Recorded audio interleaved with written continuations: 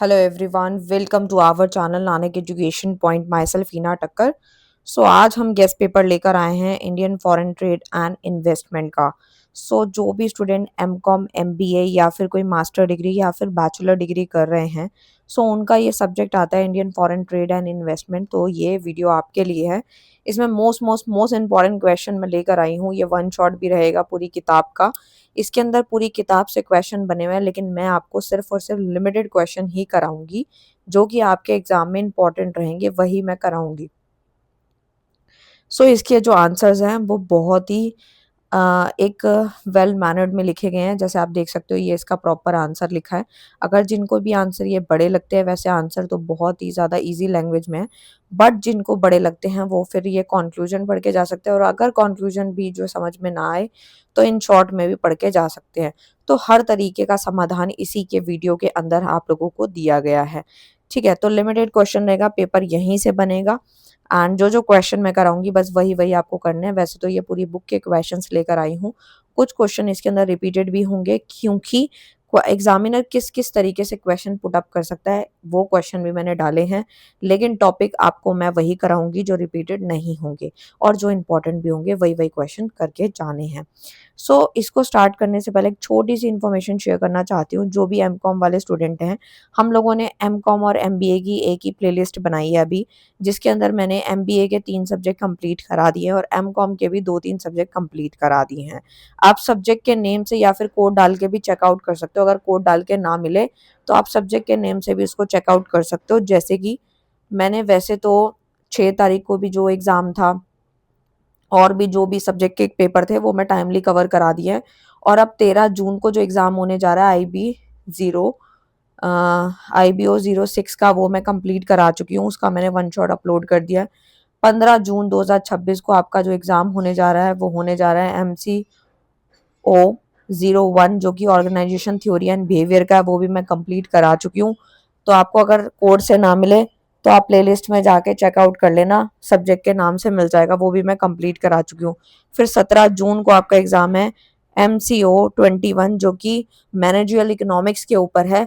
वैसे तो आप जो है इकोनॉमिक्स की जो मैंने ऑलरेडी वीडियो बना रखी है वो भी देख सकते हैं, कोई दिक्कत नहीं है, लेकिन मैं अलग से भी एक वीडियो ज़रूर बना दूंगी, आप वो देख लेना।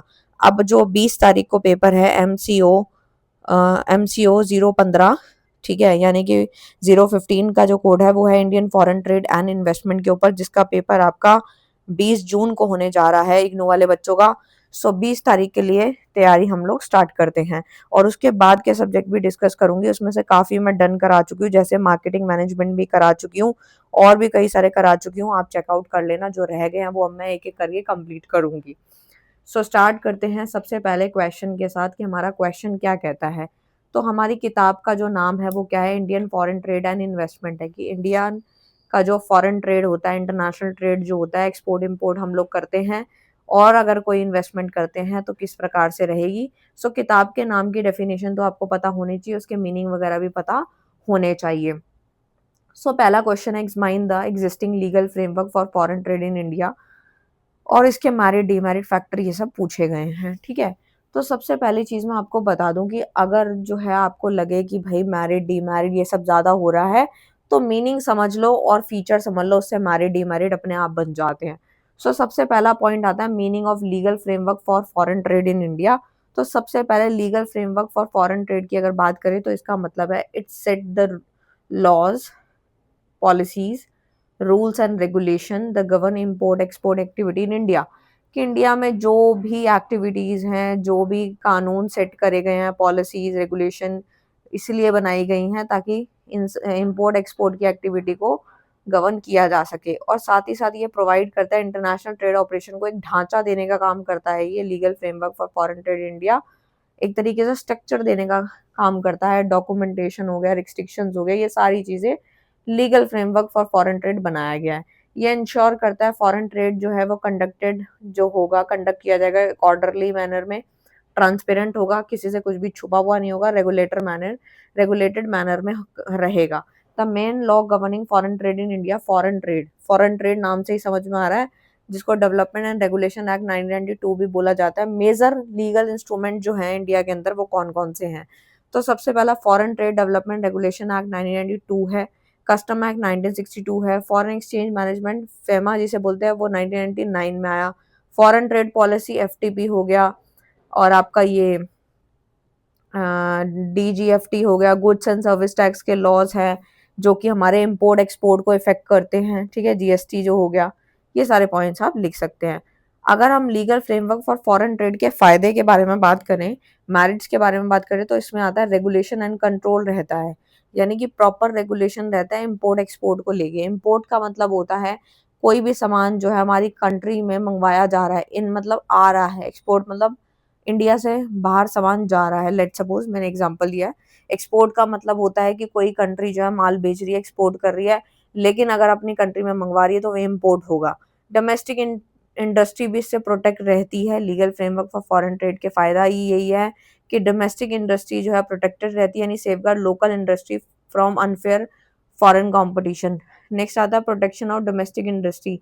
डोमेस्टिक इंडस्ट्री को भी एक तरीके से प्रोटेक्शन मिल जाती है। Safeguard local industry from unfair foreign competition. Revenue भी जनरेट होती है क्योंकि custom duty and taxes generate करते हैं गवर्नमेंट की रेवेन्यू। सरकार को पैसा कहाँ से आता है, यहीं से तो आता है, कस्टम ड्यूटी से, टैक्स से, तो सरकार की एक इनकम बन जाती है। ट्रेड फैसिलिटेशन में आता है क्लियर प्रोसीजर प्रोवाइड होता है एक्सपोर्टर और इम्पोर्टर के लिए। ट्रेड फैसिलिटेशन की बात करें तो उसमें क्लियर प्रोसीजर प्रोवाइड किए गए हैं, एक्सपोर्टर और इम्पोर्टर के क्लियर प्रोसीजर बताया गया है कि अगर आपको एक्सपोर्ट करना है तो ये लाइसेंस आपको चाहिए होगा, ठीक है। पहले लाइसेंसिंग ज्यादा थी लेकिन अभी थोड़ी कम कर दी गई है। लीगल सिक्योरिटी की बात करूं तो ट्रांजेक्शन इंश्योर होते हैं और लीगली प्रोटेक्टेड होते हैं। एक्सपोर्ट प्रमोशन में आता है incentive and scheme support export growth. अगर एक्सपोर्ट की ग्रोथ को बढ़ाना है तो उसमें इंसेंटिव एंड स्कीम जो होती है वो सपोर्ट करती है हमारे एक्सपोर्ट ग्रोथ को। साथ ही साथ इसकी बुराई भी है legal framework for foreign trade की। तो देखो भाई, सबसे पहला क्या आता है, कॉम्प्लेक्स प्रोसीजर है ये, क्योंकि डॉक्यूमेंटेशन और कंप्लाइंस आर टाइम कंज्यूमिंग। देखो डॉक्यूमेंटेशन में टाइम तो लग ही जाता है, कोई ऐसा नहीं है, हलवा नहीं है कि भाई फटाफट से 5 मिनट में जो है हमने जो है एक्सपोर्ट इंपोर्ट कर लेना है या बात डील कर लेनी है, वो सब नहीं होता। प्रॉपर डॉक्यूमेंटेशन होता है, लाइसेंसिंग चाहिए होती है, उसके बाद जाके कहीं एक्सपोर्ट इंपोर्ट हो पाता है। फ्रीक्वेंट पॉलिसी चेंजेस होते हैं, यानी कि क्रिएट अनसर्टिनिटी फॉर ट्रेडर। जो ट्रेडर्स होते हैं उनके लिए अनसर्टिनिटी भी क्रिएट करता है ये। हाई कंप्लेंस कॉस्ट भी होती है क्योंकि बिजनेस के एक्सपेंसेस भी इसमें बढ़ जाते हैं। और multiple approval slow down trade, और काफी सारे अप्रूवल भी हमारे ट्रेड को स्लो डाउन कर देते हैं। सो अगर फॉरेन ट्रेड फ्रेमवर्क के प्रोसेस की बात करें तो सबसे पहले एक रजिस्ट्रेशन की स्टेज आती है, जिसमें क्या होता है, इंपोर्ट एक्सपोर्ट कोड होता है, वो ऑब्टेन होता है डीजीएफटी से, हमें मिलता है। फिर डॉक्यूमेंटेशन स्टेज पे आते हैं कि हमें इनवॉइस तैयार करनी होती है, शिपिंग बिल हो गया, बिल ऑफ लेडिंग, ये सब तैयार करना होता है, ये डॉक्यूमेंटेशन का ही पार्ट है। कस्टम क्लियरेंस में आता है goods inspected and clear under custom act. जो कस्टम एक्ट है वो सामान को अच्छे से इंस्पेक्ट करता है, अच्छे से जो है क्लियर करता है, चेक करता है, वो सारा कस्टम क्लियरेंस में आता है। पेमेंट सेटल में आता है रेगुलेटर अंडर फेमा। और जो ये जो पेमेंट सेटल डाउन हो जाती है उसके बाद इंसेंटिव क्लेम की बात करूं तो export benefit under foreign trade policy, यानी जो भी एक्सपोर्ट के बेनिफिट हैं वो हमें एफटीपी के अंदर जाके मिल जाते हैं, ठीक है। तो इस प्रकार से है। तो यहाँ पे type of regulation in foreign trade के बारे में बताया गया, जैसे इंपोर्ट रेगुलेशन है, एक्सपोर्ट है, और टैरिफ रेगुलेशन। इंपोर्ट मैंने अभी बताया, rules for goods entering India, की सामान जो है वो इंडिया के अंदर एंटर कर रहा है तो इंपोर्ट है, और यहाँ इंडिया से जा रहा है तो दैट मीन एक्सपोर्ट है, ठीक है। ये चीज मैंने आपको अभी समझाई। टैरिफ रेगुलेशन में क्या आता है, कस्टम ड्यूटी एंड टैक्सेस आते हैं, जो आपको पता है टैक्सेस वगैरह लगते हैं और रेवेन्यू जनरेट होती है सरकार की। नॉन टैरिफ बैरियर कौन से, लाइसेंसिंग है, क्वाटाज है एंड स्टैंडर्ड है, ये नॉन टैरिफ बैरियर्स हैं। कंट्रोल ऑफ करेंसी एक्सचेंज, वो फॉरेन एक्सचेंज रेगुलेशन में आता है, क्योंकि अगर आप कोई एक्सपोर्ट इंपोर्ट करोगे तो आपको उसकी करेंसी के हिसाब से ही चलना पड़ेगा। अगर आप कुछ सामान खरीद रहे हैं तो आपको उसकी कंट्री के हिसाब से ही जो है करेंसी में पैसे देने होंगे, ना कि आप इंडियन रुपीज दोगे, ठीक है। अगर हाँ आप एक्सपोर्ट कर रहे हो और दूसरी कंट्री आपको इंडियन रुपीज में ही पैसे देगी, ठीक है, ना कि डॉलर्स में। Factor effecting foreign trade legal framework, कौन कौन से फैक्टर प्रभावित करते हैं फॉरेन ट्रेड लीगल फ्रेमवर्क को। तो देखो भाई, ये सारे पॉइंट्स तो आपने ऑलरेडी कई बार पढ़े होंगे कि फैक्टर तो कुछ कॉमन ही होते हैं। सबसे पहला इकोनॉमिक फैक्टर, जिसमें इन्फ्लेशन, एक्सचेंज रेट और ग्रोथ आती है। महंगाई हो गई, या फिर एक्सचेंज रेट हो गया। एक्सचेंज रेट आपको पता ही है क्या होता है, जब भी करेंसी चेंज होती है तो एक्सचेंज रेट होता है, और ग्रोथ, ये सारे ही फैक्टर प्रभावित करते हैं और ये इकोनॉमिक फैक्टर होते हैं। पॉलिटिकल फैक्टर में गवर्नमेंट की पॉलिसी, इंटरनेशनल रिलेशन आ जाते हैं। उसके बाद ग्लोबल ट्रेड एग्रीमेंट्स जो होते हैं, इसमें WTO और बायलैटरल ट्रीटीज आता है, क्योंकि वर्ल्ड ट्रेड ऑर्गेनाइजेशन का भी अपना एक रूल है, ठीक है, और वो भी आपको एक तरीके से आपके एक्सपो जो इंटरनेशनल ट्रेड है उसमें मदद करता है। टेक्नोलॉजिकल फैक्टर्स होते हैं, जैसे डिजिटल कस्टम हो गया, ई फाइलिंग सिस्टम हो गया, वो टेक्नोलॉजी से रिलेटेड है। इंडस्ट्रियल नीड में आता है production promotion of domestic industry, जो छोटी छोटी इंडस्ट्रीज है जो डोमेस्टिक लेवल पे काम कर रही हैं, उनको एक तरीके से प्रोटेक्शन और प्रमोशन इंडस्ट्रियल नीड के अंदर आता है, और वो एक तरीके से प्रभावित करता है हमारे फॉरेन ट्रेड लीगल फ्रेमवर्क को, ठीक है। कोई एक फैक्टर नहीं होता, काफी सारे फैक्टर्स होते हैं, और ये शॉर्ट में वो पढ़ेंगे जिनको डिटेल में नहीं पढ़ना। नेक्स्ट क्वेश्चन आता है बैलेंस ऑफ पेमेंट का, जिसमें डेफिसिट एंड सरप्लस के बारे में बात करते हैं कि ये क्या होता है। तो सबसे पहले बैलेंस ऑफ पेमेंट होता क्या है, जिसको हम इन शॉर्ट में हम क्या बोलते हैं वो समझो। तो देखो भाई, सबसे पहले meaning of balance of payment की बात करूं, तो बैलेंस ऑफ पेमेंट एक तरीके का सिस्टमैटिक रिकॉर्ड होता है इकोनॉमिक ट्रांजेक्शन, जितने भी हमारे इकोनॉमी में के ट्रांजेक्शन होते हैं उनको सिस्टमैटिक वे में रिकॉर्ड किया जाता है between a country and the rest of the world during a specific period. एक स्पेसिफिक पीरियड के अंदर जो कंट्री के अंदर ट्रांजेक्शन हुई है या फिर रेस्ट ऑफ द वर्ल्ड के साथ जो डील हुई है, उन सारी चीज़ों को रिकॉर्ड करा जाता है बैलेंस ऑफ पेमेंट में, ठीक है। और इसके अंदर गुड्स, इनकम, सर्विस, कैपिटल का फ्लो कैसा है, पूंजी का फ्लो कैसा है, वो सब कुछ इंक्लूड करा जाता है। इसके अंदर करंट और कैपिटल अकाउंट आते हैं, जिसमें वो या तो सरप्लस होता है या डेफिसिट या इक्विलिब्रियम पोजीशन होता है। तो अभी आपको पता लग जाएगा कि सरप्लस कौन सी सिचुएशन होती है और डेफिसिट कौन सी होती है, तो ये भी पता आपको अभी लग जाएगा। तो देखो भाई, सबसे पहले यहाँ पर जो लिखा गया है, एक मिनट, हाँ, तो बैलेंस ऑफ पेमेंट सरप्लस में कब होता है? सरप्लस का मतलब है occur when foreign exchange inflow are greater than outflow, यानी जब हमारा इनफ्लो जो होता है वो आउटफ्लो से ज्यादा होता है, पैसा आ ज्यादा रहा है, जा कम रहा है, तो उसे हम सरप्लस बोलते हैं, जो कि एक स्ट्रॉन्ग एक्सपोर्ट परफॉर्मेंस दिखाता है, और कैपिटल इनफ्लो दिखाता है कि पैसा आ गया और हम एक तरीके से अच्छे स्ट्रॉन्ग एक्सपोर्ट परफॉर्मेंस को इंडिकेट कर रहे हैं। यानी कि जब कोई कंट्री अगर अपना माल ज्यादा भेजेगी तो दैट में इनफ्लो होगा, कैश का पैसा आएगा, ठीक है। तो यानी कि it leads to increase in foreign reserve, इससे हमारे पास फॉरेन रिजर्व इकट्ठा हो जाता है और बढ़ भी जाता है। अब आता है बैलेंस ऑफ पेमेंट डेफिसिट, ठीक है। Occur when foreign exchange outflow are greater than inflow, यानी कि जो भी हमारे फॉरेन एक्सचेंज हैं, ठीक है, वो हमारा क्या है, आउटफ्लो। जब आउटफ्लो जो होता है इनफ्लो से ज्यादा होता है, यानी इनफ्लो कम है, आउटफ्लो ज्यादा है, जा ज्यादा रहा है, पैसा ज्यादा जा रहा है, आ कम रहा है, तो उसे हम डेफिसिट बोलते हैं, जो कि इम्पोर्ट को दिखाता है कि अगर हम किसी कंट्री को माल भेजते हैं, सॉरी माल जो है हम मंगवाते हैं, तो हमें पैसा देना पड़ेगा, हमारा पैसा जा रहा है, दैट मीन्स हम डेफिसिट की सिचुएशन में। कैपिटल आउटफ्लो और वीक एक्सपोर्ट को दिखाता है कि हमारा एक्सपोर्ट ज्यादा अच्छा नहीं है, क्योंकि हम दूसरी कंट्री में जो है डिपेंड हो चुके हैं, जो कि हमारे depletion of foreign exchange reserve को दिखाता है। साथ ही साथ बैलेंस ऑफ पेमेंट सिस्टम के कुछ फायदे हैं। एक तो ये क्लियर रिकॉर्ड दिखा देता है एक इंटरनेशनल ट्रांजेक्शन की, बिल्कुल क्लियर रिकॉर्ड दिखाता है। और government frame economic and trade policy indicate economic strength और वीकनेस भी ये हमें दिखाता है। सो इस प्रकार से जो आप लिख सकते हैं। यहाँ पे कुछ टाइप आते हैं बैलेंस ऑफ पेमेंट के, जिसके अंदर आता है करंट अकाउंट। करंट अकाउंट में आती हैं गुड, सर्विस, इनकम, ट्रांसफर, सब कुछ इंक्लूड किया जाता है। और कैपिटल में आता है include foreign investment, loan, capital transfer, कि अगर हमने किसी को कैपिटल पूंजी ट्रांसफर करी है, लोन दिया है, फॉरेन इन्वेस्टमेंट हुई, तो वो कैपिटल का पार्ट है। फाइनेंशियल अकाउंट में आता है एसेट्स एंड लाइबिलिटी के बारे में बात होती है, कितनी संपत्ति और कितना कर्जा है, उसमें क्या क्या चेंजेस आए वो फाइनेंशियल अकाउंट में रिकॉर्ड किया जाता है। फिर आता है प्रोसेस क्या है बैलेंस ऑफ पेमेंट अकाउंटिंग का। तो देखो भाई, सबसे पहले एक्सपोर्ट इंपोर्ट को रिकॉर्ड करना है, यानी कि हमने कितना सामान भेजा और कितना मंगवाया उसको रिकॉर्ड करना है, और उससे कितना पैसा आया, कितना गया, कितना इनफ्लो, कितना आउटफ्लो, और क्लासिफिकेशन करते हैं कि ये चीज जो है वो कैपिटल में जाएगी या करंट में, जो हमने ऊपर सीखी है, ठीक है। देन उसके बाद जो है फाइनल बैलेंसिंग होती है इनफ्लो आउटफ्लो की, और उसके बाद हम सरप्लस या डेफिसिट की सिचुएशन निकाल लेते हैं, जो मैंने आपको अभी ऊपर समझाया था। इन शॉर्ट वो पढ़ेंगे जो कि डिटेल में नहीं पढ़ेंगे, ठीक है। कोई क्वेश्चन रिपीटेड होगा तो मैं आगे बढ़ूंगी।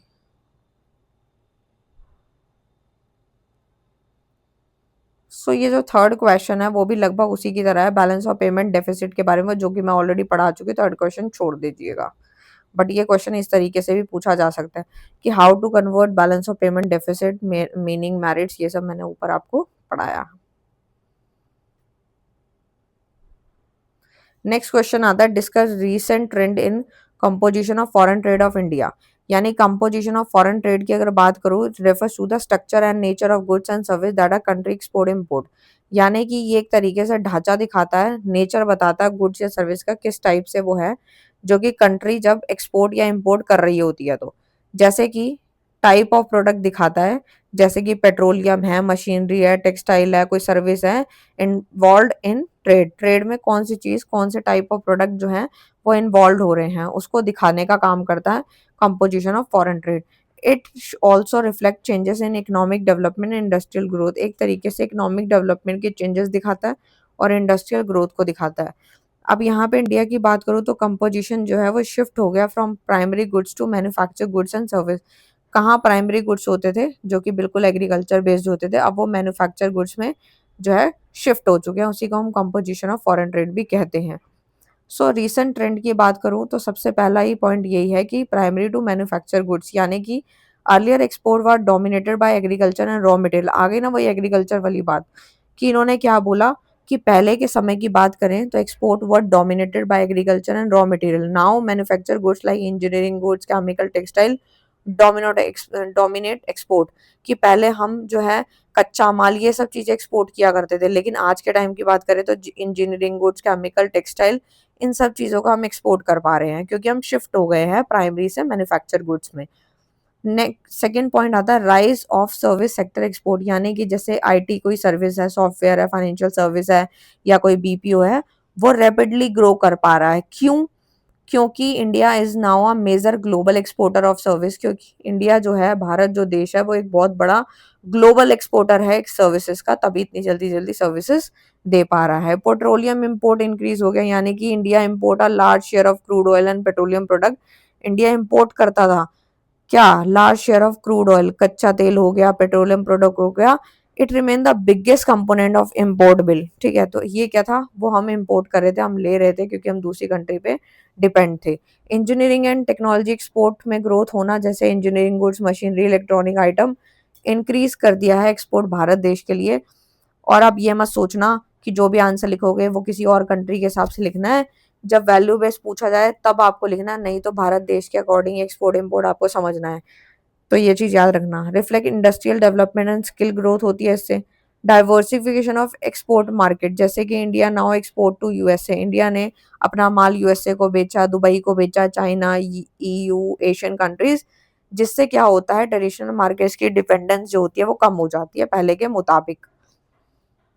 साथ ही साथ जो चेंजिंग ट्रेड कंपोजिशन है उसके क्या फायदे हैं, तो सबसे पहला यही है, industrial growth and modernization promote हो रही है, आपको पता है। फॉरेन एक्सचेंज अर्निंग भी बढ़ रही है, ग्लोबल कॉम्पिटिटिवनेस भी एनहांस हो रही है। ठीक है, और एम्प्लॉयमेंट भी जनरेट होता है क्योंकि काम चलता जा रहा है और लोगों को काम चाहिए तो लेबर बुलाया जाता है। डीमेरिट चैलेंजेस की बात करूँ तो high dependence on oil import create trade deficit. हमारे यहाँ पे ट्रेड की जो डेफिसिट हो रहा है वो ऑयल इंपोर्ट की वजह से हो रहा है कि हम जो तेल वगैरह इंपोर्ट करते हैं दूसरी कंट्री से डिपेंड है। अभी आप देख ही रहे हो सिलेंडर और ये सब जो चीजें हैं, ये भी हम गैस पे भी डिपेंड है। सर्विस सेक्टर डोमिनेंस में निग्लेक्ट मैन्युफैक्चरिंग बेस। और global economic slow down effect export, एक तरीके से जो हमारी इकोनॉमिक स्लो डाउन हो रही है ग्लोबली, वो भी हमारे एक्सपोर्ट को प्रभावित करती है। तो ये आप बना के लिख सकते हैं। अब जो है देख लेते हैं नेक्स्ट क्वेश्चन कौन सा है। क्वेश्चन है exporting from India, meaning of exporting from India. यानी कि एक्सपोर्टिंग क्या होती है, refers to the sale of goods and service produce in India to foreign countries. यानी कि वो प्रोड्यूस तो इंडिया में हो रही है लेकिन जा कहाँ रही है, फॉरेन कंट्री में, उसे हम एक्सपोर्ट बोलते हैं। जो कि फॉरेन एक्सचेंज को अर्न करने में मदद करती है और बैलेंस ऑफ पेमेंट की पोजीशन को इम्प्रूव करती है। इससे ग्रोथ, एम्प्लॉयमेंट, इंडस्ट्रियल डेवलपमेंट भी होता है क्योंकि हम जो है यहाँ पे एक्सपोर्ट कर रहे हैं। ठीक है, कौन कौन से चैलेंजेस फेस होते हैं एक्सपोर्टिंग फ्रॉम इंडिया। जैसे इंफ्रास्ट्रक्चर कंस्ट्रेन यानी कि पुअर पोर्ट फैसिलिटी है, लॉजिस्टिक है, ट्रांसपोर्टेशन डिले है, high shipping and handling cost. देखो भाई, अगर हमारी पोर्ट की फैसिलिटी अच्छी नहीं होगी, लॉजिस्टिक अच्छा नहीं होगा, ट्रांसपोर्टेशन में डिले होगा, तो शिपिंग और हैंडलिंग कॉस्ट तो ऑटोमेटिक ज्यादा ही आएगी। और ये एक एक्सपोर्ट करने का जो है, इंडिया से जो चीजें एक्सपोर्ट हो रही है इसमें ये चैलेंजेस फेस होते हैं। हाई ट्रांजेक्शन कॉस्ट भी लगती है जो कि हमारे कम्पिटिटिवनेस को रिड्यूस करती है ग्लोबल मार्केट में। और एक तरीके से डॉक्यूमेंटेशन का होना ज्यादा, सर्टिफिकेशन का होना, ये काफी महंगे पड़ जाते हैं। कम्प्लेक्स प्रोसीजर एंड रेगुलेशन में आता है, टाइम कंज्यूमिंग पेपर वर्क होता है और काफी सारे मल्टीपल अप्रूवल चाहिए होते हैं काफी कस्टम से, तब जाके कहीं हम एक्सपोर्ट इंपोर्ट कर पाते हैं। Quality standard and compliance issue में आता है, stick international quality standard like ISO TBT। Many Indian exporter struggle to meet global benchmark, और काफी सारे इंडियन जितने भी एक्सपोर्टर हैं वो इस चीज को स्ट्रगल कर रहे हैं ग्लोबल बेंचमार्क को मीट करने में। और कंपटीशन है ग्लोबल मार्केट के साथ, क्योंकि strong competition from country like China, Vietnam, Bangladesh, इस तरीके से कंपटीशन बहुत ज़्यादा रहता है। एंड प्रेशर रहता है प्राइसिंग एंड प्रॉफिट मार्जिन पे, क्योंकि अगर आपसे कोई सस्ता दे देगा सामान तो आपका तो प्रोडक्ट बिकना ही बंद हो जाएगा। एक्सचेंज रेट फ्लक्चुएशंस होती है, अनसर्टिनिटी रहती है, ट्रेड बैरियर्स, ये सब आप बना के लिख सकते हैं। और एक्सपोर्टिंग फ्रॉम इंडिया के कुछ फायदे भी हैं, जैसे कि फॉरेन एक्सचेंज आ जाता है, बैलेंस ऑफ पेमेंट भी इम्प्रूव हो जाती है, लोगों को काम मिल जाता है, इंडस्ट्रियल ग्रोथ भी प्रमोट होती है। एंड साथ ही साथ इसकी बुराई क्या है, हम दूसरे पे डिपेंड हो गए हैं, ठीक है। यानी कि high dependency on global demand, international price के फ्लक्चुएशंस हैं, डॉक्यूमेंटेशन ज्यादा है, बर्डन फॉर बिजनेस भी बढ़ गया है। तो ये आप बना के लिख सकते हैं। नेक्स्ट क्वेश्चन पे आते हैं अपने नेक्स्ट क्वेश्चन की तरफ,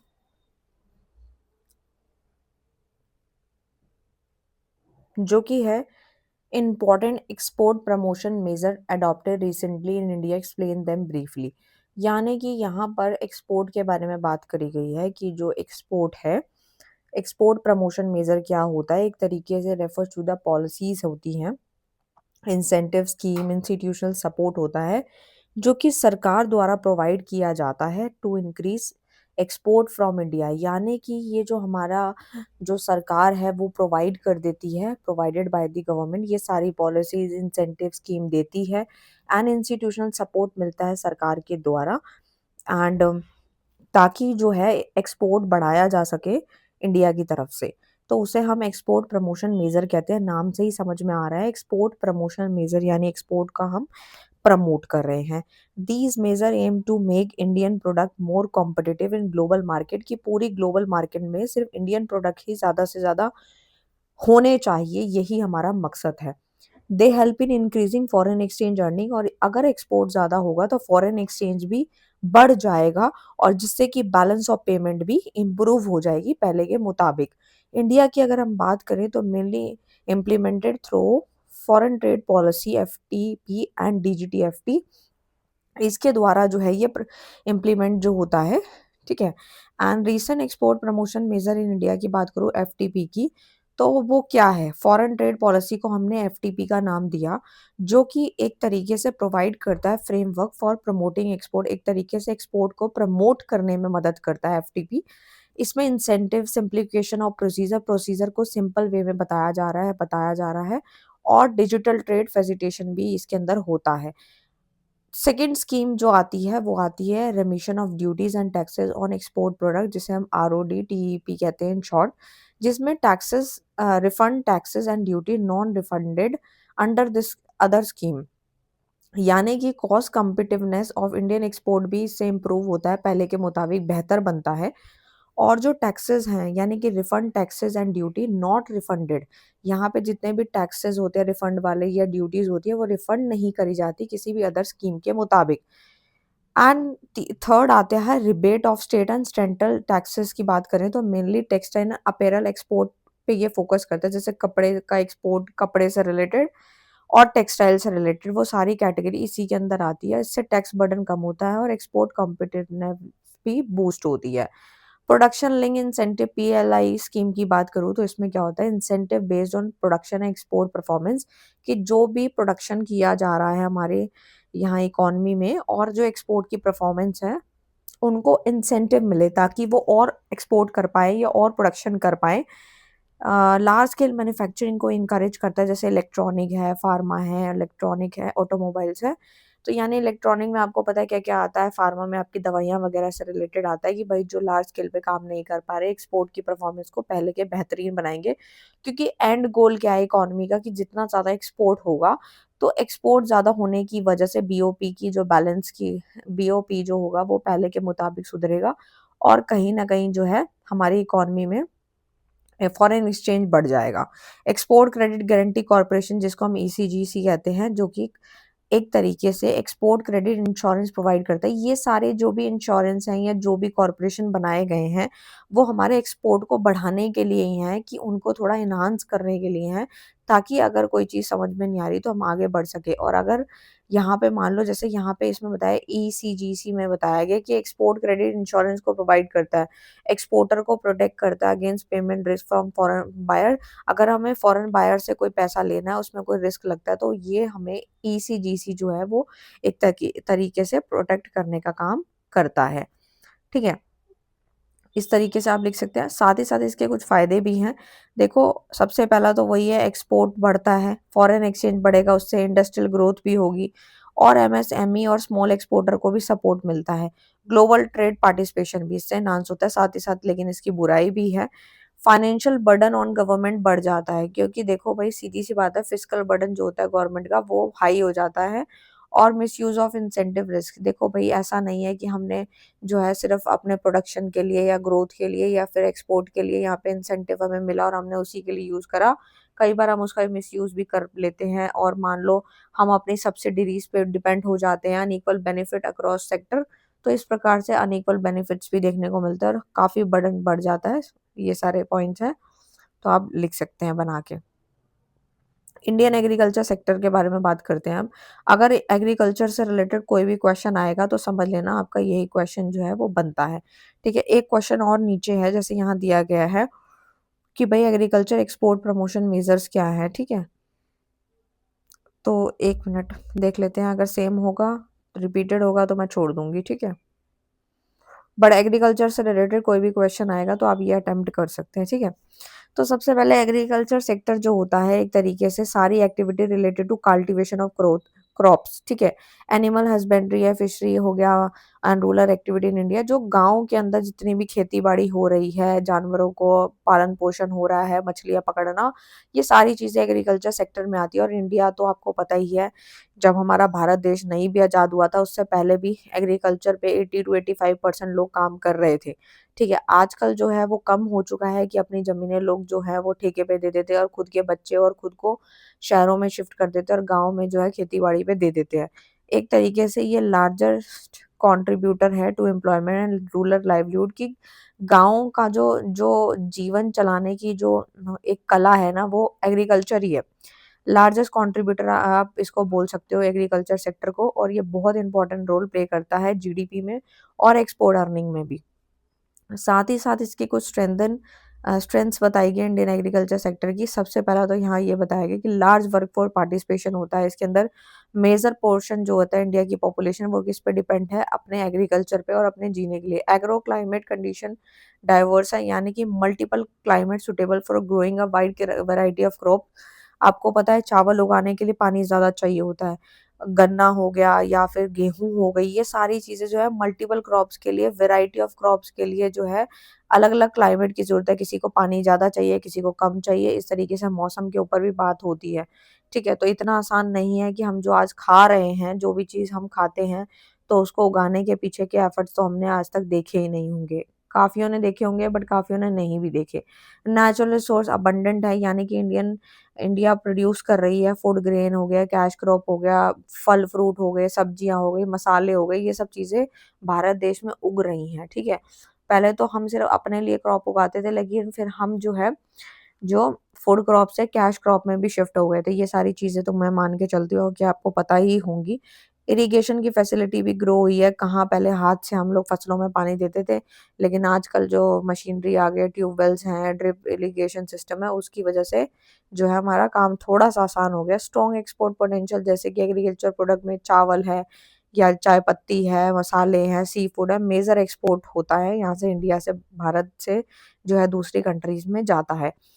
वीकनेस क्या है इंडियन एग्रीकल्चर सेक्टर की, कि हम मॉनसून पे डिपेंड हैं, ठीक है, क्योंकि आपको पता है रेनफॉल जो है वो एक तरीके से अनसर्टिनिटी है, हमें नहीं पता कब क्या आ जाए, और उसके कईयों को तो फसल को पानी चाहिए होता है, ज़्यादा आने की वजह से भी कई बार खराब हो जाती है। तो small and fragmented land holding, यानी मेजॉरिटी ऑफ फार्मर जो होते हैं उनके जो लैंड का साइज है बहुत छोटा है, जिसकी वजह से प्रोडक्टिविटी घट जा रही है, ठीक है। लो प्रोडक्टिविटी है, यानी कि ट्रेडिशनल मेथड जो है वो जो है हम यूज़ कर पा रहे हैं, जिसके कंपैरेटिवली हम इतना प्रोडक्शन नहीं कर पा रहे जितने की पॉपुलेशन है। मॉडर्न टेक्नोलॉजी में भी कमी देखी जा रही है, और मार्केट इनफेंसीज भी देखी जा रही हैं। तो ये सारे कुछ जो मैंने अभी पॉइंट्स बताए वो एक तरीके से वीकनेस है हमारी। किसकी वीकनेस है? एग्रीकल्चर सेक्टर की, वो भी इंडिया की। साथ ही साथ लेकिन इंडियन एग्रीकल्चर सेक्टर की कुछ अच्छाइयाँ भी हैं और कुछ बुराइयाँ भी हैं। अच्छाई क्या है कि इससे लार्ज पॉपुलेशन को काम मिलता है, क्योंकि जो लोग बेरोजगार बैठे हैं वो आएंगे, खेती-बाड़ी करेंगे, पैसा कमाएँगे। उससे फूड की सिक्योरिटी भी होती है, कच्चा माल जो होता है उसमें सपोर्ट मिलता है, एक्सपोर्ट एंड फॉरेन एक्सचेंज में कंट्रीब्यूशन है कि सामान बनेगा, मसाले, चावल, चीनी ये सब बनेगा तो दूसरी कंट्री में जाएगा और वहाँ से पैसा आएगा, और एक तरीके से रूरल इकोनॉमिक डेवलपमेंट भी हो रही है इससे। साथ ही साथ इसकी कोई बुराई भी है। सबसे पहला चैलेंज आता है लो प्रोडक्टिविटी। इसकी प्रोडक्टिविटी काफ़ी लो है एग्रीकल्चर सेक्टर की, क्योंकि आपको मैंने अभी बताया कि इतनी ज़मीन नहीं है स्मॉल फार्मर्स के पास कि वो इतना सारा प्रोडक्शन कर पाएँ। क्लाइमेट पे हम लोग डिपेंड हैं, फ्रेगमेंटेड लैंड होल्डिंग है, पुअर इंफ्रास्ट्रक्चर है। इंफ्रास्ट्रक्चर यानी कि इतना अच्छा नहीं है जितना होना चाहिए। इंस्टेबिलिटी रहती है, फाइनेंशियल इंस्टेबिलिटी रहती है, क्योंकि जब मान लो फसल जब कटने से पहले का जो टाइम होता है, उगाने के बाद का टाइम, और कटने कटने से पहले का टाइम, ये जो ऐसा टाइम होता है जिसमें फार्मर के पास पैसे तक नहीं होते कि वो अपना घर चला सके, तो वो पिछले पुराने पैसे चला रहा होता है और अपने घर को भी और अपने बच्चों को भी पाल रहा होता है। सो इस प्रकार से है। सो आप ये बना के लिख सकते हैं, वही सारे पॉइंट्स हैं। सो अब जो ये क्वेश्चन आता है वो होता है एग्रीकल्चर एक्सपोर्ट प्रमोशन के कुछ मेजर्स हैं, वो देख लेते हैं, अगर सेम है तो छोड़ दूंगी मैं।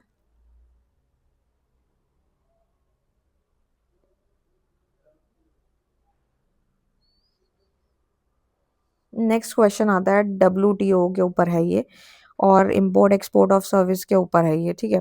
तो सबसे पहले वर्ल्ड ट्रेड ऑर्गेनाइजेशन, एक नाम से ही क्लियर है, वर्ल्ड ट्रेड ऑर्गेनाइजेशन जो कि एक इंटरनेशनल ऑर्गेनाइजेशन है, जो कि रेगुलेट करती है, प्रमोट करती है किसको? ग्लोबल ट्रेड बिटवीन कंट्री, की जो ट्रेड हो पा रहा है काफ़ी सारी कंट्रीज़ के बीच में, उसको ये जो है रेगुलेट करती है और प्रमोट करती है, जिसमें बहुत सारे गुड सर्विस इंटेलेक्चुअल प्रॉपर्टी सब कुछ आ जाता है।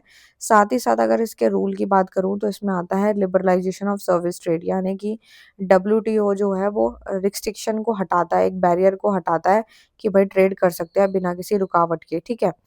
एंड मार्केट प्रमोशन होता है, यानी कि IT help Indian IT and service company expand globally, यानी आजकल आप देख ही रहे हैं एमएनसी जितनी आ रही है, बड़ी बड़ी कंपनीज, आईटीज कंपनी है, सर्विस की कंपनी है, जो कि ग्लोबली एक्सपेंड कर पा रही हैं, ठीक है। तो एक तरीके से मार्केट असेस प्रमोशन ही हो रहा है ना एमएनसीज का। और नेशनल ट्रीटमेंट प्रिंसिपल में आता है कि फेयर कंपटीशन रहता है, एंड इस प्रकार से, और सेटलमेंट मैकेनिज्म का डिस्प्यूट भी जो है वो देखने को मिलता है। जैसे डब्ल्यूटीओ उसको रिजॉल्व कर देता है कि जो भी ट्रेड कर रही हैं कंट्रीज, 2 कंट्री या 3 कंट्री आपस में ट्रेड कर रही हैं, एक्सपोर्ट इंपोर्ट कर रही है, अगर उनके बीच में कोई डिस्प्यूट हुआ तो डब्ल्यूटीओ जो है वर्ल्ड ट्रेड ऑर्गेनाइजेशन इसको सॉर्ट आउट करेगा, इनके डिस्प्यूट को खत्म कराएगा, क्योंकि ये है ही इसलिए कि आपस में जो है वो अनफेयर तरीके से ट्रेड होना चाहिए, और एक्सपोर्ट इंपोर्ट में कोई दिक्कत नहीं आनी चाहिए, उनको प्रोटेक्शन मिलनी चाहिए, ट्रांसपेरेंसी रहनी चाहिए, क्लियर हर एक चीज़ जो है वो दिखाई दे। इसके फ़ायदे भी यही हैं, ग्लोबल मार्केट एक्सेस रहता है, फेयर कंपटीशन है, ग्रोथ एंड डेवलपमेंट को प्रमोट करता है डब्ल्यूटीओ कि हाँ भाई ट्रेड करो, इससे फॉरेन एक्सचेंज की अर्निंग बढ़ जाती है। साथ ही साथ इसकी बुराई भी है, बुराई यही है कि developed countries gain more benefit than developing countries. Domestic sector face करती हैं स्ट्रॉन्ग फॉरेन कंपटीशन। आपको पता है एक्सपोर्ट इंपोर्ट में भी काफ़ी सारे कंपटीशन होते हैं, जैसे कि एक दुकान के सामने जब दूसरी दुकान खुलती है तो वो भी कंपटीशन फेस करते हैं, ठीक है। तो उसी प्रकार से है इंटरनेशनल में भी होती हैं दिक्कतें।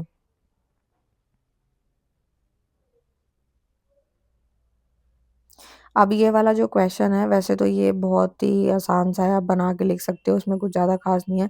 मेन तो ये सर्विस के ऊपर है कि पहले हमने एक्सपोर्टिंग ऑफ गुड्स पढ़ा था, अब यहाँ पे आ जाता है एक्सपोर्टिंग ऑफ सर्विसेज।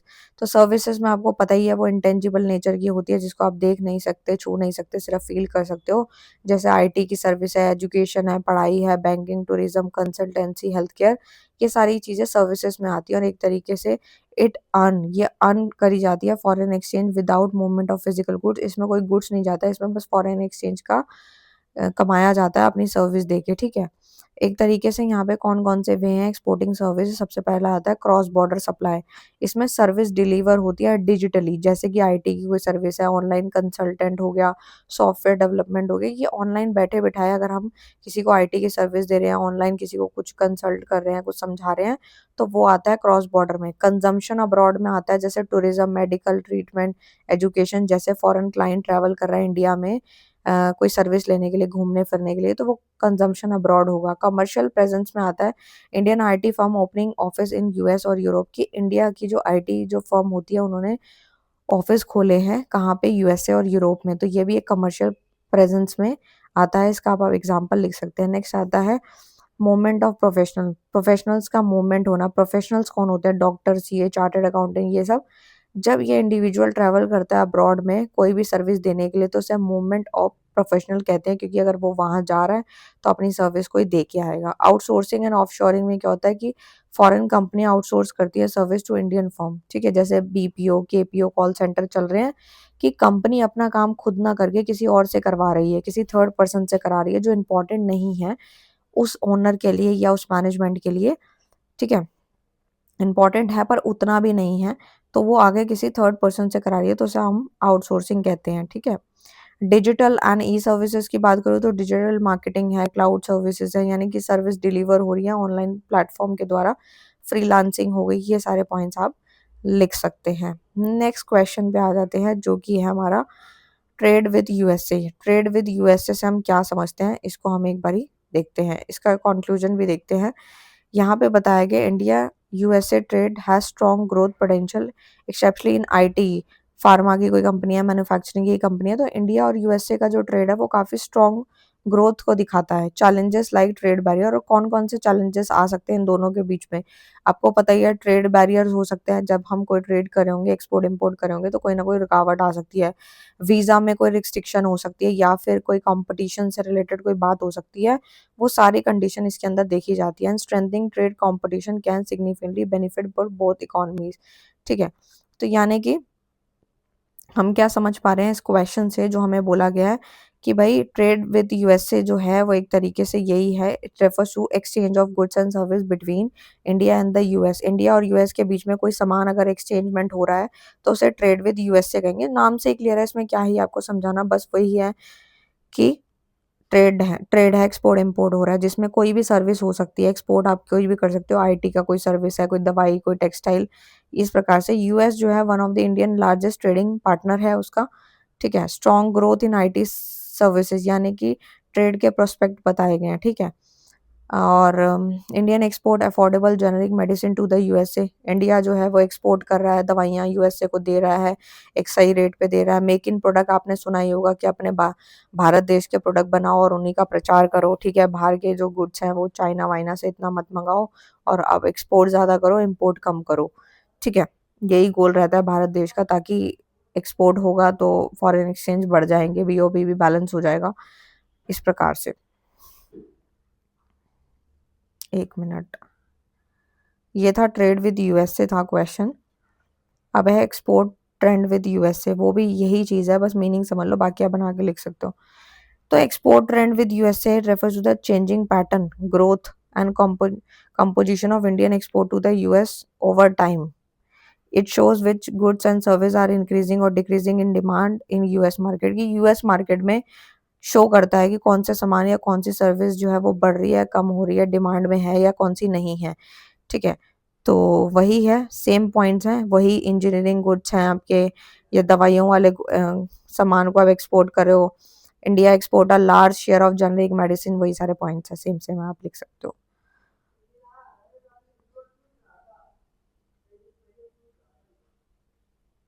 हम्म तो एक क्वेश्चन आता है शार्क कंट्रीज क्या है, इसके ऊपर वाला भी वैसा ही क्वेश्चन था, तो मैंने सोचा आपको ये जो मेन क्वेश्चन है ना वो करवा दूं, तो इससे सारे हो जाएंगे। ठीक है, शार्क कंट्रीज क्या है? SAARC stand for South Asian Association for Region Corporation. ये एक तरीके की रीजन ऑर्गेनाइजेशन है जो कि फॉर्म इसलिए करी गई है, बनाई इसलिए गई है ताकि इकोनॉमिक सोशल कल्चर कॉरपोरेशन को प्रमोट किया जा सके अमंग साउथ एशियन कंट्री। इसका मेन मकसद क्या है? ट्रेड इंप्रूव हो, पहले से बेहतर हो, डेवलपमेंट हो इकोनॉमी की, और रीजन पीस मिले। शार्क जो एस्टेब्लिश हुआ था वो होता है 1985 में। इसके मेंबर कंट्रीज कौन कौन से हैं? इंडिया है, पाकिस्तान, बांग्लादेश, नेपाल, भूटान, श्रीलंका, मालदीव्स एंड अफगानिस्तान। ये इसके मेजर जो है वो क्या है? कंट्रीज मेंबर्स हैं सार्क सार्क के। ठीक है, तो सार्क जो है वो एक तरीके से उसके फायदे और नुकसान समझ लो, बाकी सारे पॉइंट्स फिर आप खुद ही बना सकते हो। मेरिट्स क्या है सार्क का? कि भाई ये कॉरपोरेशन इसीलिए आई है, रीजन कॉरपोरेशन को प्रमोट करता है, यूनिटी लाता है कि एक साथ मिलके काम करो, ट्रेड को इनकरेज करता है, ज़्यादा से ज़्यादा ट्रेड करो, और इकोनॉमिक इंटीग्रेशन होनी चाहिए ताकि, क्योंकि देखो मेन मकसद ही यही होता है, मेन मोटो ही यही होता है कि जो हमारी जो इकोनॉमी है वो ज़्यादा से ज़्यादा ट्रेड करे और बिना किसी बैरियर के या फिर कोई भी कन्फ्लिक्ट ना हो, आराम से इकोनॉमिक इंटीग्रेशन रहे और ट्रेड को इनकरेज हो। ये भी सार्क का मेरिट है। कल्चर एक्सचेंज सपोर्ट होता है, मेंबर कंट्रीज के बीच में आपस में ये ट्रेड कर पाती हैं, एंड हमारा रिलेशन जो है वो इम्प्रूव होता है कंट्रीज को लेके, पावर्टी भी घटती है और डेवलपमेंट प्रोग्राम भी चलाए जाते हैं। क्योंकि देखो जब कंट्री जो है वो प्रमोट होएगी, कहीं ना कहीं एक्सपोर्ट इम्पोर्ट होगा, पैसा आएगा, फंडिंग आएगी, तो पावर्टी भी इससे कम हो जाएगी। लिमिटेशन की बात करूँ, बुराई की बात करूँ, तो वही है, कन्फ्लिक्ट हो जाते हैं, पॉलिटिकल कन्फ्लिक्ट हो जाते हैं मेंबर कंट्रीज के बीच में जो कि कॉरपोरेशन को इफेक्ट डालती हैं। तो मैंने वही बताया कि ये उन कन्फ्लिक्ट को कम कराता है। और एग्रीमेंट के implementation, weak implementation of agreement की, जो भी इम्प्लीमेंटेशन ऑफ एग्रीमेंट है वो काफ़ी वीक होता है। Low level of inter region trade होता है। स्ट्रॉन्ग इन्फोर्समेंट मैकेनिज्म भी इसकी कमी देखी जाती है, और इकोनॉमिक डिस्पैरिटी देखी जाती है मेंबर नेशन के बीच में, क्योंकि जब दो कंट्रीज आपस में करती है तो उनकी अपनी करेंसी अलग है, वो कुछ और एक्सपोर्ट करती है, हम कुछ और इम्पोर्ट करते हैं, तो इस तरीके से कुछ लेवल्स होते हैं जिसको लेके दिक्कतें आ जाती हैं। ठीक है, इसका देख लेते हैं अगर इससे रिलेटेड कोई क्वेश्चन है तो।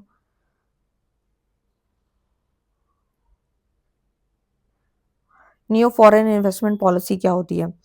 तो एक तरीके से it refers to the liberalized framework introduced by the government of India to attract foreign capital in form of foreign direct investment. अभी आता है एफडीआई। ठीक है, सारे टॉपिक वैसे तो आप ऑलरेडी पढ़ चुके हो, वही सारी चीजें रिपीटेड है। ठीक है, तो सबसे पहले अगर मैं बात करूं तो न्यू फॉरेन इन्वेस्टमेंट पॉलिसी नाम से क्लियर है कि एक तरीके से ये जो है increase sectoral limits and improve ease of doing business, it aim to promote economic growth. ये इसीलिए आई है न्यू फॉरेन इन्वेस्टमेंट पॉलिसी ताकि इकोनॉमिक ग्रोथ प्रमोट हो, एम्प्लॉयमेंट मिले लोगों को, लोग खाली ना बैठे, और टेक्नोलॉजी भी धीरे धीरे ट्रांसफर होती रहे। तो यही इसका मेन मकसद है न्यू फॉरेन इन्वेस्टमेंट पॉलिसी का। ठीक है, अब why new foreign investment policy is born for India. अब ये यहाँ पे क्यों आई है, किस लिए है, क्यों न्यू इसका जन्म हुआ है? तो फॉरेन कैपिटल इनफ्लो इंक्रीज हुए ताकि लिबरल पॉलिसी अट्रैक्ट होती है मोर एफडीआई इनटू की फैक्टर लाइक मैन्युफैक्चरिंग सर्विसेज। इन सारी चीज़ों से जो होते हैं एफडीआई में काफ़ी सारी चीज़ों में मदद मिलती है। इकोनॉमिक ग्रोथ एंड डेवलपमेंट भी इससे होती है, क्योंकि नाम से ही क्लियर है न्यू फॉरेन इन्वेस्टमेंट पॉलिसी। ठीक है, कि अगर हम कुछ इन्वेस्ट कर रहे हैं और ऐसी पॉलिसी को देख रहे हैं तो उससे ग्रोथ और डेवलपमेंट होना मस्ट है, क्योंकि फॉरेन इन्वेस्टमेंट जो होती है वो हमारे इंडस्ट्रियल ग्रोथ को बूस्ट करती है और ओवरऑल जीडीपी बढ़ा देती है। ठीक है, एम्प्लॉयमेंट जनरेट होता है, लोगों को काम मिलता है, लोग काम करते हैं, टेक्नोलॉजी भी ट्रांसफर होती है, फॉरेन कंपनी ब्रिंग एडवांस होती जा रही है। तो इस प्रकार से मेक इन इंडिया, वही सारे पॉइंट्स आप लिख सकते हैं। ये वाला क्वेश्चन आप छोड़ दीजिए, एक्सपोर्ट के ऊपर ही है, बस घुमा के पूछा है। ठीक है, एफडीआई वैसे तो मैंने ऊपर समझा दिया था आप लोगों को, लेकिन फिर भी एक बार बता देती हूँ फॉरेन डायरेक्ट इन्वेस्टमेंट एफडीआई क्या होता है। तो फॉरेन डायरेक्ट इन्वेस्टमेंट जो है एक तरीके से मेड बाय फॉरेन एंटिटी के द्वारा मेड करी जाती है in the business sector of another country. Foreign direct investment जैसे इसमें ownership, control, influence in a foreign company. जैसे एफडीआई अलाउड है इन सेक्टर, मैन्युफैक्चरिंग में अलाउड है, सर्विस में, रिटेल में, इंफ्रास्ट्रक्चर एंड टेक्नोलॉजी में। ठीक है, और ये काफ़ी इंपॉर्टेंट रोल प्ले करती है। ठीक है,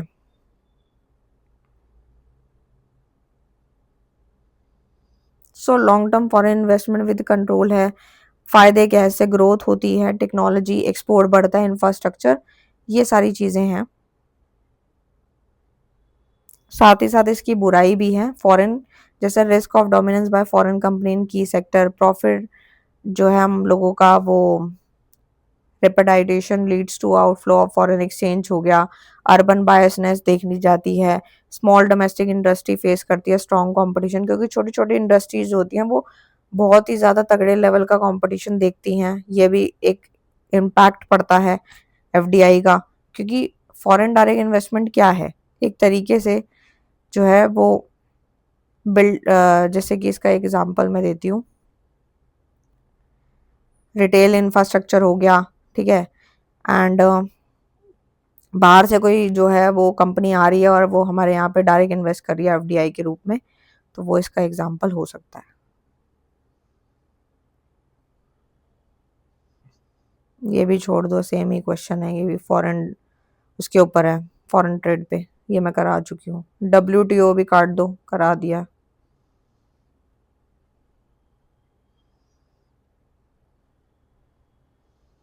इंडस्ट्री पे भी मैं करा चुकी हूँ। Foreign trade between India and US, ये भी हो चुका है। मतलब घुमा के, मतलब किस किस तरीके से घुमा के पूछा जा सकता है क्वेश्चन, वो सब डले हुए हैं इसमें।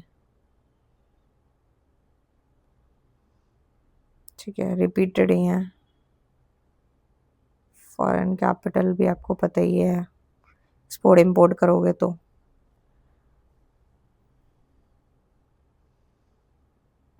फॉरेन कैपिटल सेम रिपीटेड ही है। एक क्वेश्चन आता है बीओटी एंड बीओपी का, वैसे तो बैलेंस ऑफ पेमेंट समझा दिया, बीओटी समझना है, ठीक है, ये थोड़ा सा डिफरेंट है। तो देखो भाई, सबसे पहले बैलेंस ऑफ ट्रेड क्या होता है? तो बैलेंस ऑफ ट्रेड होता है record only goods exported and imported. यहाँ पर जो होता है record only goods export and import, जो एक्सपोर्ट इम्पोर्ट हुआ है वो बैलेंस ऑफ ट्रेड में आता है, एक्सपोर्ट और इम्पोर्ट। और यहाँ पे सारी इकोनॉमिक रिलेटेड ट्रांजेक्शन कंट्रीज के बीच में जो हुई हैं वो सारी बैलेंस ऑफ पेमेंट में आती है। ये सिर्फ विजिबल ट्रेड को लेता है और ये goods, service, capital transfer, financial flow सबको लेता है। कंपोनेंट की बात करूँ तो एक्सपोर्ट इम्पोर्ट आता है, इसमें करंट कैपिटल, फाइनेंशियल अकाउंट आता है, जो मैंने ऊपर भी पढ़ाया था। इसका स्कोप जो होता है वो नैरो है, इसका ब्रॉड है, और ये फेवरेबल अनफेवरेबल होता है, लेकिन always balance in accounting sense, लेकिन ये हमेशा बैलेंस होता है अकाउंटिंग के सेंस में। और यहाँ पे कैपिटल फ्लो इंक्लूड नहीं होता, ना कोई सर्विस होती है, यहाँ पे पार्शियल व्यू ऑफ ट्रेड होता है, जबकि यहाँ पर सर्विस आती है, इसलिए टूरिज्म, बैंकिंग, आईटी सारी सर्विसेज को इंक्लूड करा जाता है, एफडीआई लोन सब आता है इसके अंदर। और ये एक तरीके से इंटरनेशनल ट्रांजेक्शन का कंप्लीट व्यू दिखा देता है, ठीक है। तो यहाँ पे ना एक क्वेश्चन भी दिया था इन्होंने, क्वेश्चन भी दिया है, मतलब कि कैसे सॉल्व होगा ये। जैसे कि एक्सपोर्ट ऑफ गुड्स है 5000, इम्पोर्ट 6000, बैलेंस ऑफ ट्रेड 1000, यानी कि हमने क्या करना है यहाँ पे बैलेंस ऑफ ट्रेड बीओटी निकालने के, एक्सपोर्ट माइनस इम्पोर्ट करना है। तो एक्सपोर्ट 5000 माइनस 6000 करेंगे तो माइनस 1000 आएगा, ये तो आपको क्लियर ही होगा। Export of service 3000, import service 2000, दोनों को माइनस करो, you will get net services जो कि 1000 रुपये आ रहा है। नेट इनकम जो है वो आपकी interest dividend minus 500, net transfer 1500 और करंट अकाउंट बैलेंस 1000।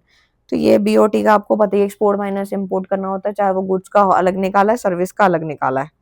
इस तरीके से आप इसको सॉल्व कर सकते हैं। ये भी सेम ही क्वेश्चन रिपीटेड है।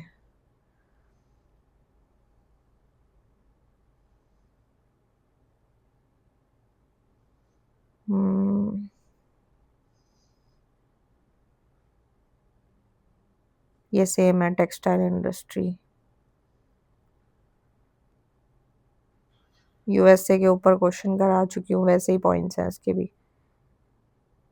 एशियन भी मैंने आई थिंक आपको करा दिया है, आई थिंक ये वाला देख लेते हैं, ठीक है। एशियन जो है वो एक तरीके से association of south east Asian nation है, जो कि एक रिलीजन ऑर्गेनाइजेशन है of south east Asian country form to promote economic growth. ये भी ऑर्गेनाइजेशन इसलिए बनाई गई है ताकि जो हमारी इकोनॉमिक ग्रोथ को प्रमोशन मिल सके, प्रमोट हो, पीस मिले और कॉरपोरेशन मिले, ठीक है। एक तरीके से इसकी मेंबर कंट्रीज जो है वो Malaysia, Indonesia, Singapore, Thailand, Philippines और ये वियतनाम है, ठीक है। और ये किस लिए है? एक तरीके से फ्री ट्रेड को प्रमोट करती है, इन्वेस्टमेंट को प्रमोट करती है और रीजन इंटीग्रेशन में भी प्रमोशन डालती है, इसीलिए ऑर्गेनाइजेशन बनाई गई है। स्ट्रॉन्ग रिलीजन ट्रेड इंटीग्रेशन को करती है, जैसे कि एशियन फ्री ट्रेड एरिया, आफ्ता जैसे बोलते हैं, रिड्यूस टैरिफ्स, इसने टैरिफ्स को जो है वो रिड्यूस कर दिया है। इंट्रा रीजन ट्रेड को बढ़ा दिया ताकि ज़्यादा से ज़्यादा लोग ट्रेड कर पाए आपस में। इंडस्ट्रियल एंड मैन्युफैक्चरिंग ग्रोथ हो, जैसे कि कंट्री लाइक वियतनाम है, थाईलैंड है, बिकॉम ग्लोबल मैन्युफैक्चरिंग हब इसे हम बोलते हैं, जो कि लार्ज एफडीआईज इन्फ्लोज अटैच है इसके साथ, ठीक है। एफडीआई ग्रोथ की बात करूं तो इसमें आता है Asian attract investment from USA, China, Japan and EU, जिससे इंफ्रास्ट्रक्चर इंप्रूव होता है, इंडस्ट्रियल बेस बनता है, क्योंकि जो हमारा एफडीआई वो नाम से ही क्लियर है, फॉरेन डायरेक्ट इन्वेस्टमेंट होगी तो ग्रोथ तो होगी, और वो एक तरीके से एशियन अट्रैक्ट इसको करता है इन्वेस्टमेंट, जो कि यूएसए, चाइना, जापान के द्वारा करी गई है, ठीक है। इकोनॉमिक स्टेबिलिटी एंड कॉर्पोरेशन देखने को मिलता है, क्योंकि पॉलिसी कोऑर्डिनेशन इंप्रूव होता है मेंबर्स के बीच में, क्योंकि कन्फ्लिक्ट्स कम कराती है ये, ठीक है। तो ये सारे पॉइंट्स हैं। मेन जो मोटो है वो यही है, ग्रोथ हो, आपस में कम से कम कन्फ्लिक्ट्स हो, और जो है अच्छे से ट्रेड हो, बैरियर्स कम से कम हो, टैरिफ्स कम से कम हो, ये इनका मेन मोटो रहता है। ये क्वेश्चन थोड़ा सा डिफरेंट है, शॉर्ट नोट पे ही है ये, देख लेते हैं कौन सा क्वेश्चन है। तो सबसे पहला जो आता है वो आता है यहाँ पे शॉर्ट नोट पूछे गए हैं, जैसे कि जेम्स एंड ज्वेलरी सेक्टर, ठीक है। अब refers to industry involve in mining, processing, cutting, polishing, designing, exporting precious stones and jewellery, कि जो बहुत कीमती स्टोन है या कोई ज्वेलरी है उसको काटना, उसको पॉलिश करना, उसको डिजाइन करना, वो सारी चीजें जेम्स एंड ज्वेलरी सेक्टर में आती हैं, और ये काफी मेजर एक्सपोर्ट ओरिएंटेड इंडस्ट्री है। इसकी स्ट्रेंथ क्या है? स्ट्रॉन्ग ग्लोबल डिमांड रहती है इंडियन की, Indian cut and polish diamond, यानी कि उसको डायमंड को पहले काटा जाएगा, फिर उसको अच्छे से पॉलिश किया जाएगा, उसमें चमक आएगी। स्किल्ड लेबर बेस्ड जो होता है, इन सिटी लाइक सूरत और मुंबई में ज्यादा देखे जाते हैं। कंट्रीब्यूशन काफी ज्यादा रहता है फॉरेन एक्सचेंज अर्निंग को लेके। Well develop polishing and processing industry इसे हम बोलते हैं। High export potential luxury market, और जब ये अच्छे से पॉलिश वगैरह हो जाती है, डायमंड को अच्छे से काट के अच्छे से पॉलिश कर दिया जाता है और उसको फिर हम आगे बेचते हैं तो बहुत महंगा बिकता है। बाद की वैल्यू नहीं की बात कर रही हूँ, लेकिन पहले तो बहुत अच्छे खासे रेट्स पे बिकता है ये। वीकनेस की बात करूँ तो imported raw diamond and gold पे हम लोग टोटली डिपेंड हो चुके हैं। कच्चा जो डायमंड होता है या गोल्ड होता है उस पर हम डिपेंड हो चुके हैं, ये हमारी वीकनेस है। हाई एक्सपोजर रहता है ग्लोबल प्राइस फ्लक्चुएशन, आपको पता है प्राइस कितना ज्यादा फ्लक्चुएट करता है, कभी ज्यादा कभी कम। Labour intensive but low technology uses, यानी कि हम लेबर पे ज़्यादा बेस्ड हैं और टेक्नोलॉजी भी इतनी अच्छी नहीं है। क्वालिटी सर्टिफिकेशन के भी इश्यूज रहते हैं। साथ ही साथ कौन कौन से फैक्टर हैं जो इसको इफेक्ट करते हैं, जैसे कि global demand for luxury goods, gold and diamond price का ऊपर नीचे होना। आपको पता है अभी भी रेट जो है पीछे बहुत ज़्यादा बढ़ गया था, फिर अब तो बोला गया है कि गोल्ड खरीदो ही मत, पता नहीं क्या क्या पॉलिसीज आ रही हैं।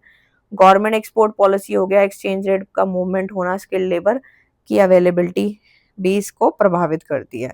नेक्स्ट आता है इंडिया जापान रिलेशनशिप आता है, रिलेशन आता है, एक तरीके से economic strategic corporation between India and Japan. Both country share strong trade, एक तरीके से ये जो दोनों ही कंट्री हैं वो ट्रेड करती हैं स्ट्रांगली, इन्वेस्टमेंट भी करती हैं, टेक्नोलॉजी टाइज भी रहते हैं।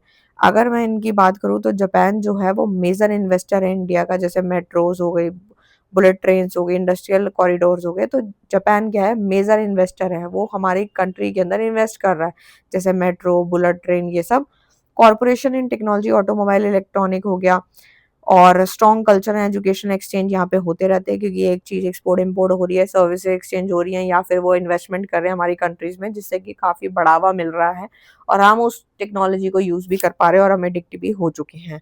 चैलेंजेस की बात करूँ तो चैलेंजेस में आता है trade volume still lower compare to potential, high cost of Japanese technology, language and business culture difference, आपको पता है वो हमेशा आते ही हैं, क्योंकि वो बाहर का देश है, बाहर की कंट्री के अपने कल्चर हैं, अपने रूल्स हैं, अपनी लैंग्वेज है, जो कि हमारे को यहाँ पे चैलेंज फेस करना पड़ता है।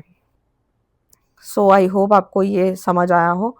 मैंने तो सारे के सारे क्वेश्चन कराए हैं, बस दो चार छोड़ दिए हैं, वो ना रिपीटेड थे, इसलिए मैंने नहीं कराए हैं। वीडियो अच्छा लगे तो प्लीज़ उसे लाइक करें, शेयर करें, कमेंट्स करें। All the best for your exam, thank you so much.